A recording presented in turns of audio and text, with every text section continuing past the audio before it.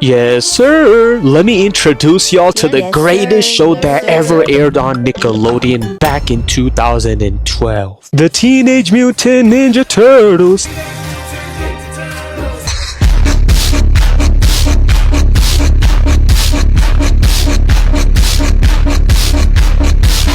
The scene starts off with Karai and her minions posted up on this rooftop waiting to ambush the Teenage Mutant Ninja Turtles, and they wasted absolutely no time as Brad then jump scares the hell out of Mikey and he starts sniffing up on that boy like a police dog that just smelt some odor of crack cocaine, as Donnie then smacks the goofy out of Bradford, but then Buddy throws out some sharp projectiles, but my man's Mikey was not gonna let that slide, using his nunchucks like he's Bruce Lee. But hey, you guys let me know who's your favorite turtle down below in the comment section. If yours isn't Michelangelo, don't talk to me, bro. Karai then pulls up on Leonardo as these two start running across the building, and Leo starts going real easy on her because we all know that he got a little crush on Karai.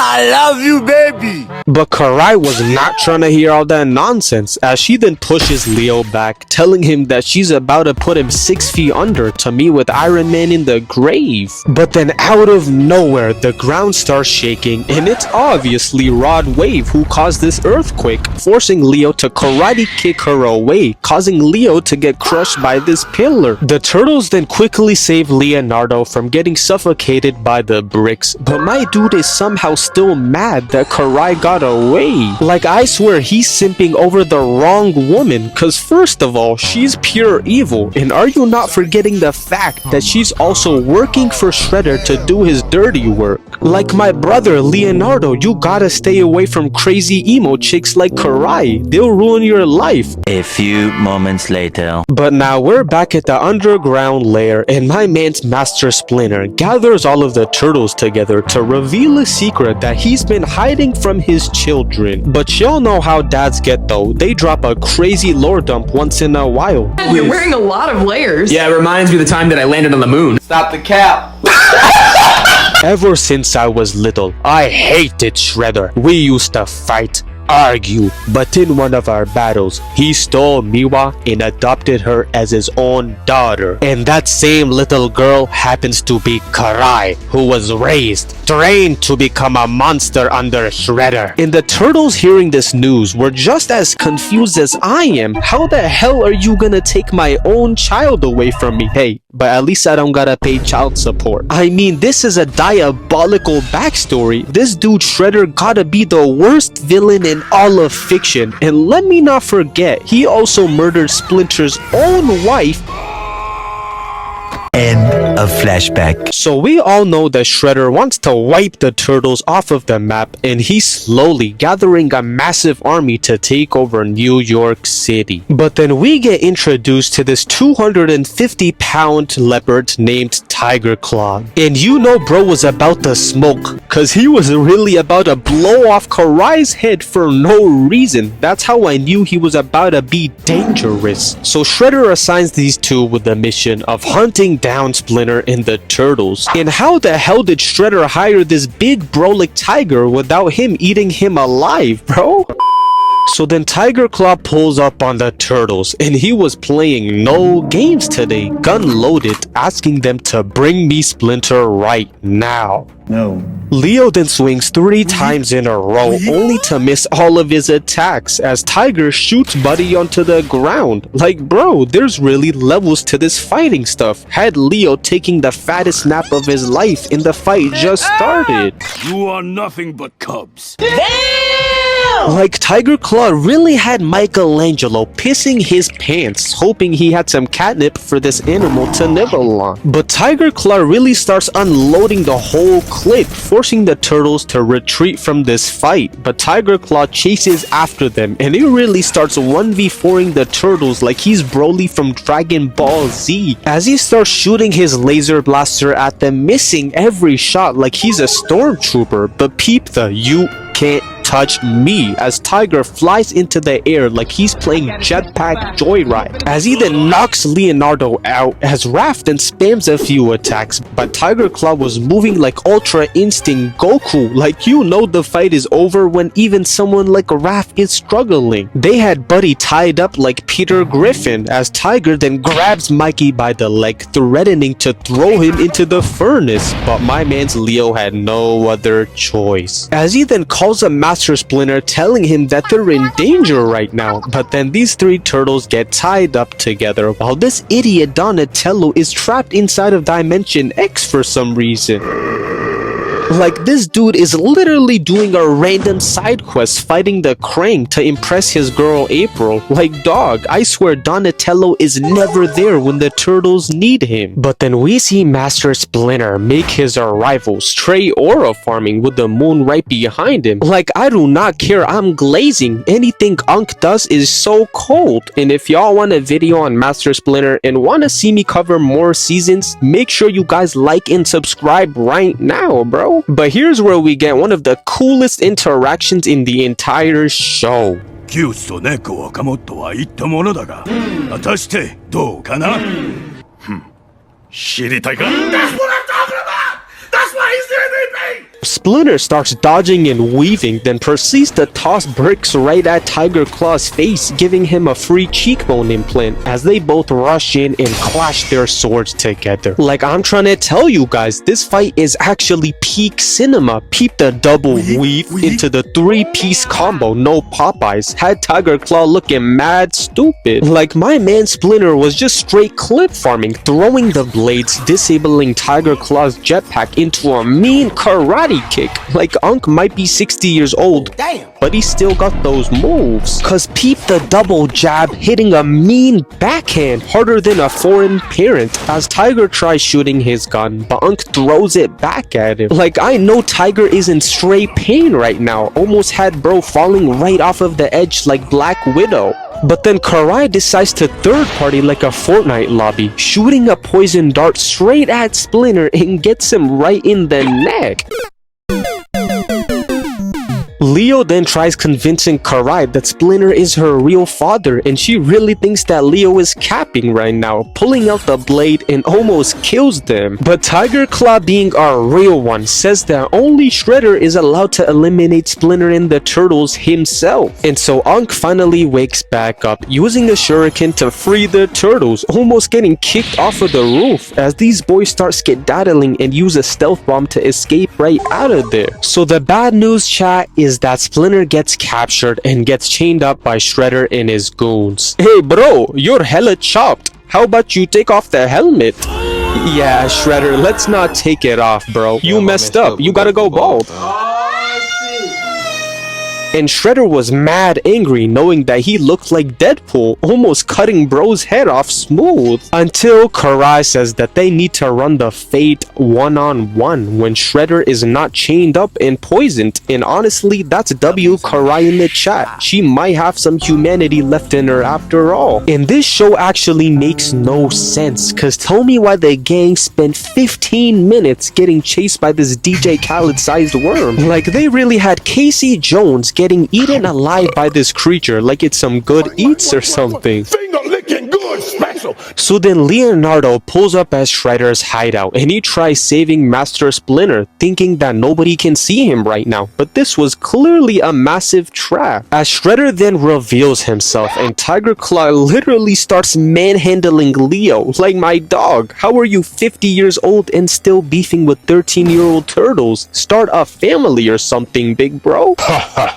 It's about time I get my revenge. Like, they really had my boy Splinter fighting demons. He can't even see properly, but still moving like a professional ninja, hitting a weave only to get smacked onto the ground. As we then see my boys Raph and Mikey in the back, waiting for the perfect moment to jump right in. Like, this beating was so brutal that even Karai had to look away. This is like beating an old man with a disability. What could Splinter have possibly done for you to hate him like this? But the plot armor comes in clutch, cause the ground starts starts shaking from Queso doing jumping jacks as Splinter shatters the glass, making Shredder fall into the water. You love to see it, bro. But real quick, let me get everyone's attention because I just want to give a special thanks to the sponsor for today's video, Raycon. Now, Raycon's everyday earbuds are the perfect choice to help you get through your day-to-day life, whether you're working out, listening to a podcast, or training for the upcoming FIFA World Cup in the summer, like me.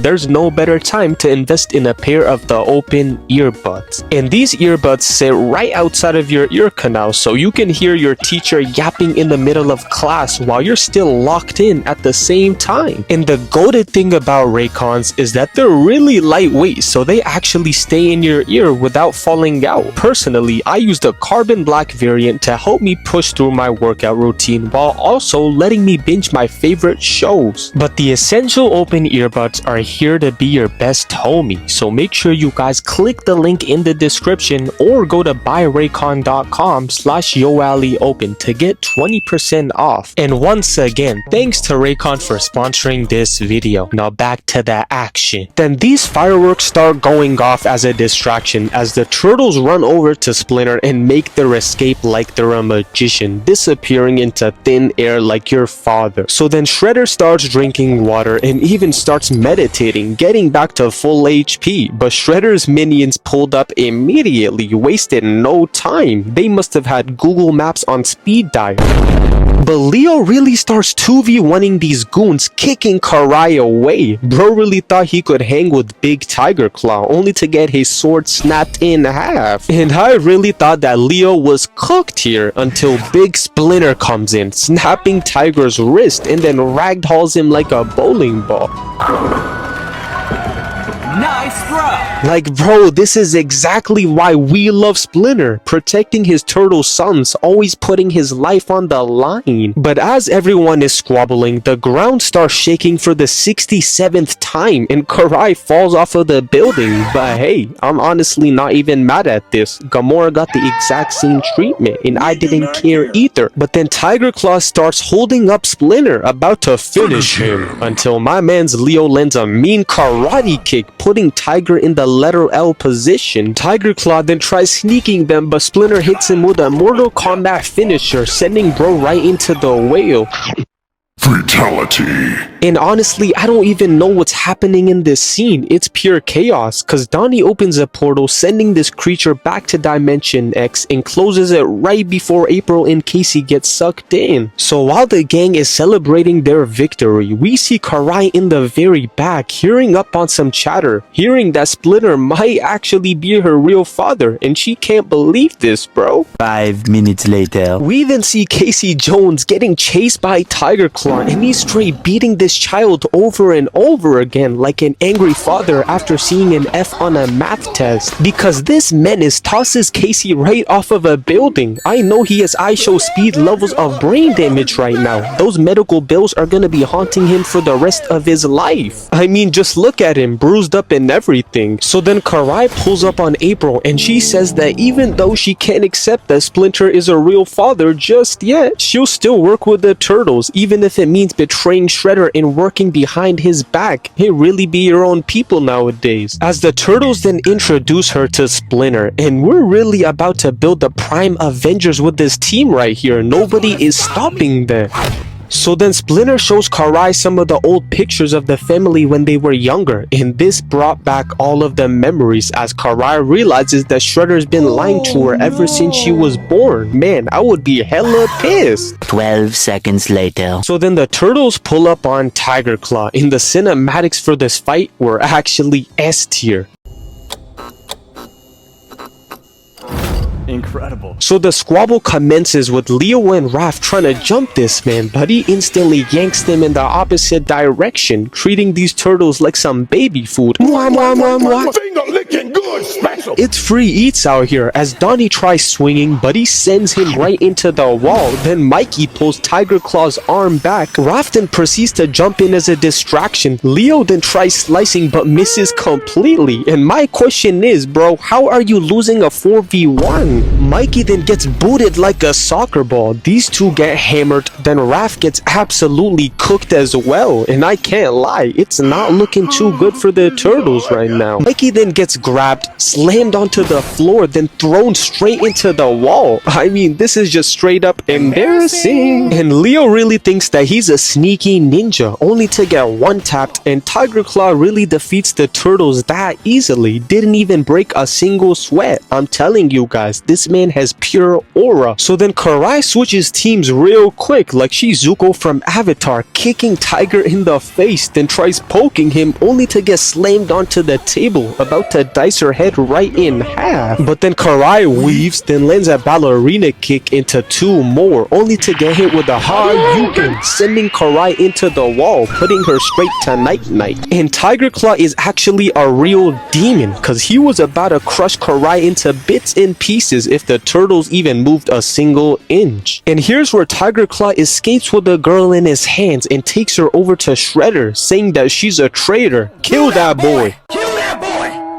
This is where Shredder finally breaks the truth about Karai's real father, telling her that Amato Yoshi is your true father. You are the father.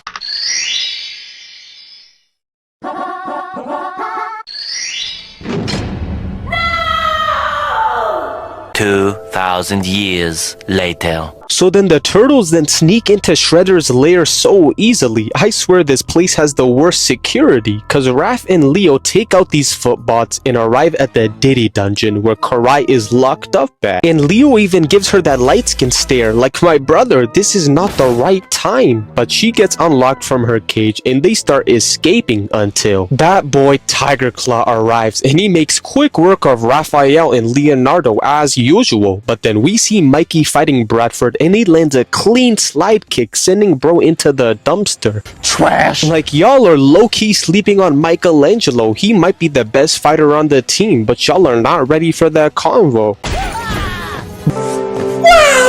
Tigerclaw is really out here straight whooping the crew until Donnie activates a cat whistle and Tiger's head starts to hurt like he just heard some of KSI's music. As the entire gang then escape the Diddy Asylum as they start getting surrounded by footbots, and Tigerclaw tells them to surrender. But then Donnie pulls up at the perfect time as they all hop in the whip and leave the scene. 3:28 a.m. Then Karai pulls up on the Shredder to get her revenge, and y'all may ask, why did she come alone without the turtles? I honestly don't know what to tell y'all.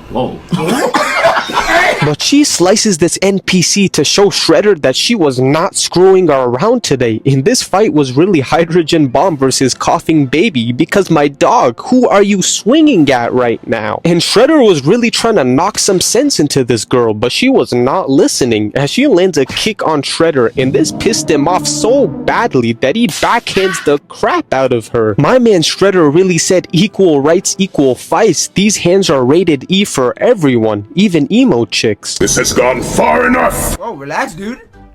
Take it easy, man. Cool your beans, bro. Like, I knew Karai was absolutely cooked when Shredder mentioned an experiment. Take her to Stockman. It is time to begin the experiment. Because they really had Baxter Stockman, who's basically the Angstrom Levy of this universe, getting the mutagen ready for this poor little girl who's literally tied up waiting for her to fall into this pit. Like, dog, at this point, just slime me out. So then the Turtles and Master Splinter arrive to the scene and they get straight to the action. And these boys are so buns because within 10 seconds of the fight, the Turtles already get trapped into a tiny little cage one by one. Like, my dog, I thought that you guys were ninjas. Y'all train for this type of stuff. But then Splinter starts getting tied up by the footbots, and Leonardo saw this and locked in. Cause he makes his way up to save his girl Karai. But then out of nowhere, Shredder comes flying in, trying to slice Leo, only to accidentally cut the chain in half, sending Karai straight into the mutagen. It was a misinput, calm down! Like, nah, this scene had me so angry, cause why they gotta do Karai Karai like that.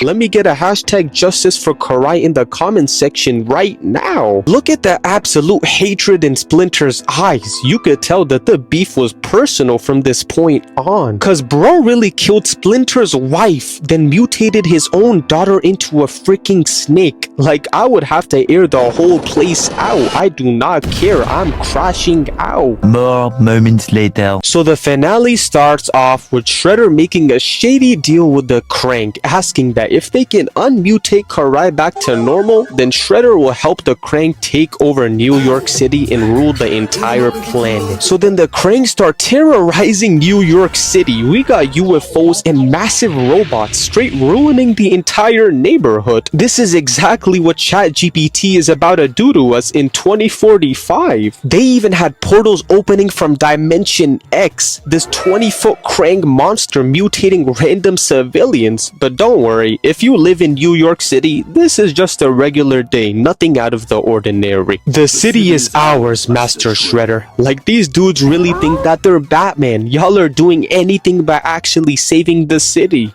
Since I was a boy, I have seen this very vision. The world in chaos. Like, nah, this man Shredder needs to be arrested immediately. What can you possibly gain from doing all this, talking about this is the beginning of the end? Like, my brother, your ops haven't even reached high school yet. Stop it.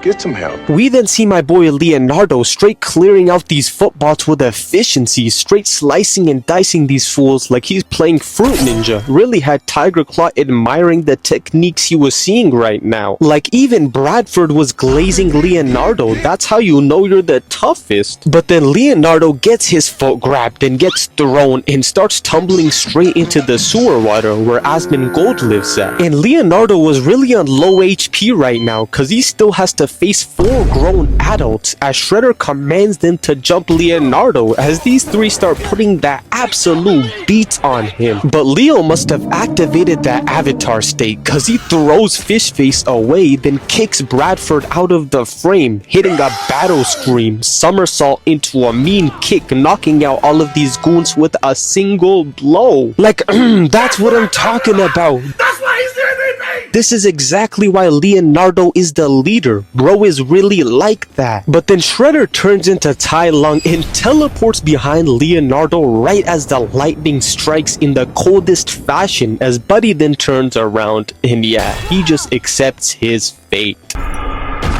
Tigerclaw then snatches Leo's phone and he sees a text from Mikey which compromises their location, and so they head over there. But the next thing we see is Leo getting thrown straight through the window and onto the floor with scratches and bruises all over him. And bro's really on the brink of death right now as Tigerclaw and his minions are literally spawn camping at April's apartment waiting for them to come out. I promise we won't jump you. Like that! But then Mikey throws a dumpster on Bradford and they start booking it out of there. But things get even worse cause the Crank proceeds to mutate April's dad for the second time in this show. You could tell April was going through it. At least the first time he got mutated it was a bat, but now he just looks like an absolute monstrosity. Casey then starts driving away at the speed of light before they get turned into Call of Duty zombies. But while this is all happening, we see Splinter and Shredder running the Fate, and bro's out here talking about I'm fueled by anger and rage. What'd I do? Just go to the office! What'd I do? As Unk then sends Shredder flying on his back, but here's where Splinter starts getting the little bro treatment. Hold this 3-piece combo, then thrown against this crane, and the metal pipes somehow end up falling on Splinter. Like, my Unk is really going through it. His old bones can't handle this anymore, as Shredder then grabs bro by his own beard and pulls out the blade on him. I'm just saying, I will never let this happen to me though. But at the very last second, my boy boy Leatherhead pops out of nowhere and he starts nibbling on Shredder's body like he's Cookie Monster. My boy was really out here treating Shredder like a chewing toy, tossing him away like a pile of garbage. As Leatherhead goes to check up on Unc over here, but Shredder is a part of Sneak Nation, jumping behind Leatherhead and he starts hitting clean punches on him. Like my man Shredder was just too overpowered, kicking Buddy straight into the pit as Splinter then comes back to his senses and he literally clotheslines the heck out of bro, sending both of them flying straight into the sewer where Rakai lives at. So then April's spidey senses come in handy, saying that Splinter is currently in danger because, you know, she's half mutant for some reason. So then the gang immediately pull up on Splinter at the sewers and he's getting hit with nasty knees and elbows, but then Shredder starts playing unfair, hitting bro with an eggshell. But then Uncle uses his 2 fingers to send Shredder flying back like he's the next airbender, and I really thought that the fight was over, but no. Shredder then grabs Splinter's unconscious body while all of the turtles watch their own sensei getting thrown down the drain, and that boy Raphael was ready to spin the block, and I do not blame him. This is a reasonable crash out. Hey, it's gonna be alright, big brother. Man, I just love Michelangelo. He's always there to support you emotionally when you're at your lowest point. The season then ends off with the turtles hopping in this gigantic robot mech and they electrocute the heck out of this crank droid as Casey runs him over, and yeah, that's how the turtles save New York City. Well, kind of. But anyways, that's the end of the video, and if y'all want to see season 3 next, make sure y'all like and subscribe right now, and I'll catch you guys next time. I'm out, man. Peace.